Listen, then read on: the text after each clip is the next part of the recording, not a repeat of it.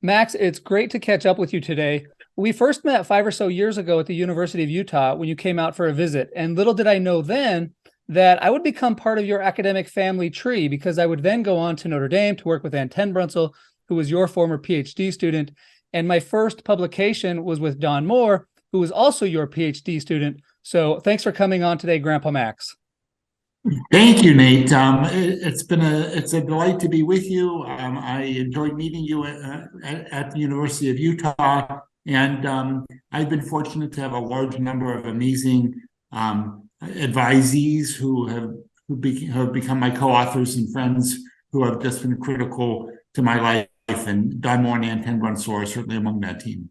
Yeah, those two are wonderful people. And as you talk about your career and you think back on it, you're a prolific writer and thinker. And as you think back, are there 2 to 3 simple, practical, underappreciated lessons you've learned that you'd most like to pass along to others? I think so, but all of my lessons are things that I think that lots of people have said before me, but perhaps I can convey why I think that they're still underappreciated. So one we kind of have already touched on without even trying, and that is kind of the importance and value of collaboration. So my career has been built around collaborating with a large number of people, some colleagues, but many doctoral students. So you mentioned Don Moore and Tenbrunsel.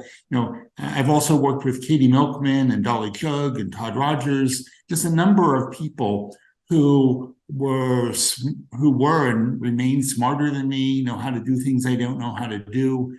And I had an okay capacity to nudge people in the right direction. And these people have become kind of core to my life and my career.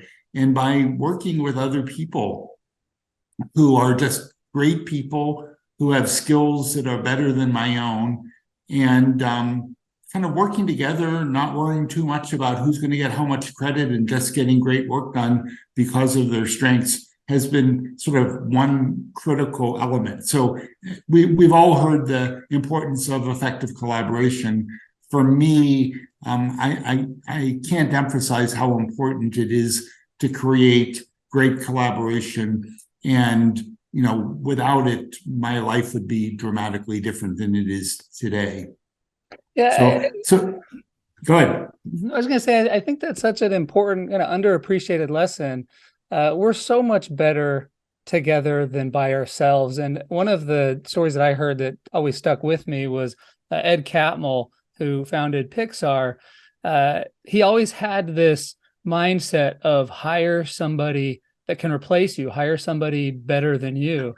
And even in fact, when he was interviewed for the job, he was interviewing for a job at Lucasfilm, and they asked him if he knew anybody else that they should interview. And he was the only interviewee who actually gave them a list of 20 people, because he thought, yeah, there's lots of people who you should talk to. Everybody else was insecure and afraid to mention anybody. But that mindset of being willing to hire somebody better than you and collaborate with people smarter than you is only going to help you in the long run.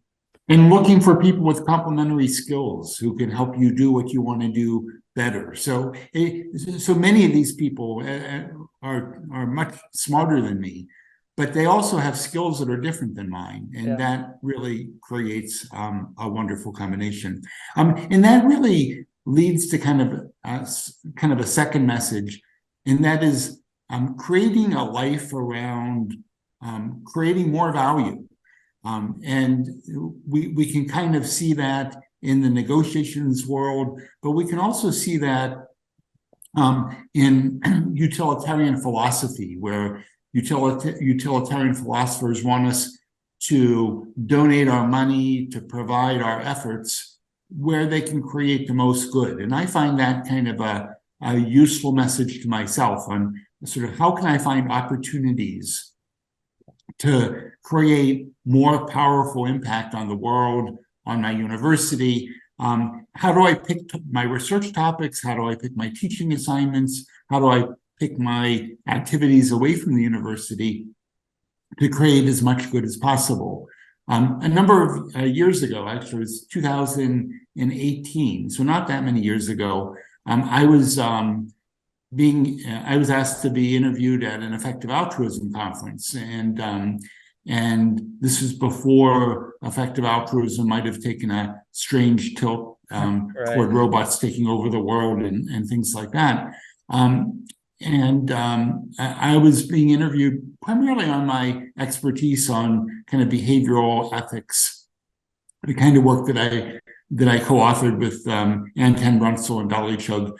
And the speaker before me was a guy by the name of Bruce Friedrich, who gave a lecture on sort of how can we create the most value if we treat all sentient beings as worthy of value, meaning animals other than humans as well as humans. And he argued that preaching to people that they should be vegan, this doesn't really work very well. On the other hand, plant-based consumption is growing at 20% a year. So maybe what we need to do is continue to create more and more excellent products that don't require animals to suffer for their creation. And I found that his message so powerful, because certainly I at times could end up sounding a bit preachy in this notion that there's probably more value to be created by creating products that people want to eat rather than preaching to them about what they should eat. I found kind of just an amazing, powerful message about how to create the most value. And kind of the third message is to recognize our imperfections. So Nate, I think you know some of my work that's more in the decision-making realm, in the negotiation realm, and in the ethics realm. And in all of these domains, I tend to start with the fact that humans don't make decisions as rationally as they could. Negotiators don't create as much value as they could. And people don't behave as ethically as they themselves would aspire to do. So if we can help people realize why they don't act more rationally, why they don't create more value, why they don't act as ethically as they would aspire to be, I think we can help put all of us on the road toward having a greater impact on life. So collaboration, value creation, and overcoming our imperfections, I think I've been pretty core to both what I write, what I teach, but also how I strive to be a better person. Oh, thanks so much for sharing these, Max. I love this framework. And when you were talking about value creation, it reminded me of when I was let's say I was a sophomore in college, and I was reading a Stephen Covey book, and he was talking about win-win transactions. And it was the first time in my life I was so naive, but my view of business was that it was people exploiting one another. And so when I learned this concept of win-win, it's like, oh, we can create value by transacting. And then I use your Negotiation Genius book in the negotiation class that I taught at Notre Dame. And I love your framing of that book. It's, so much of it is focused on creating value. And then, of course, your last lesson, we are imperfect.